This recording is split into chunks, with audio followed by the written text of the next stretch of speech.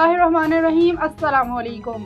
A1 TV के news studio से मैं हूं मुनीबा अख्तर और मैं हूं अनीसा खालिद। शामिल करेंगे न्यूज़ हेडलाइन। पाकिस्तान और अफगानिस्तान जंगबंदी बरकरार रखने पर मुत्तफिक मुज़ाकरात का अगला दौर 6 नवंबर को इस्तांबुल में होगा। तुर्की और कतर की सालिसी में होने वाले मुज़ाकरात का मुश्तरका एलामिया जारी। फ्रीकैन ने मॉनिटरिंग और तौसीकी निज़ाम कायम करने पर इत्तफाक किया। माहिदे की खिलाफवर्जी करने वाले पर जुर्माना आयद किया जाएगा।